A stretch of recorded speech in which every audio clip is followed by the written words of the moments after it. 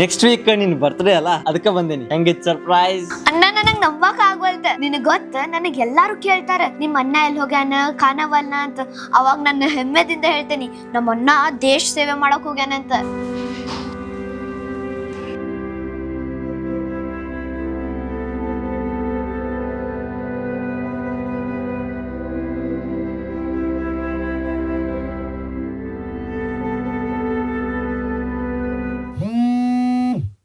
Hello, there's an emergency. Take the earliest flight.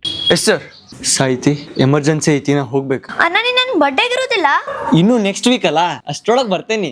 ನಾನ ಅಮ್ಮಾಗ ಹೇಳಿ ನಿನ್ ಫೇವ್ರೆಟ್ ಪನ್ನೀರ್ ಬಟರ್ ಮಸಾಲ ಮಾಡಿಸ್ತೇನಿ, ಮಿಸ್ ಮಾಡ್ಬಾರ್ದ. ಇದ್ ತಗೋ, ಇದ ನಿನ್ನ ಯಾವತ್ತೂ ಪ್ರೊಟೆಕ್ಟ್ ಮಾಡ್ತೈತಿ.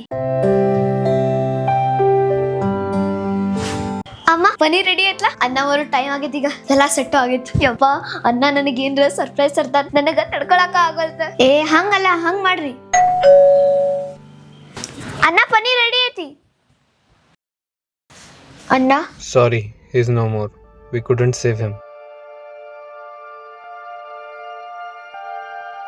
ಸ್ವಾತಂತ್ರ್ಯ ಸಿಕ್ಕ ಮೇಲೂ ಇಷ್ಟು ಸ್ವತಂತ್ರವಾಗಿ ಸೇಫ್ ಆಗಿ ಬದುಕಾಕತ್ತೀವಿ ಅಂದ್ರೆ ಅದಕ್ಕೆಲ್ಲ ಕಾರಣ ಗಡಿ ಒಳಗೆ ಹೋರಾಡ್ತಿರೋ ಸೈನಿಕರು. ಅವ್ರು ಯಾವತ್ತೂ ಅಜರಾಮರ.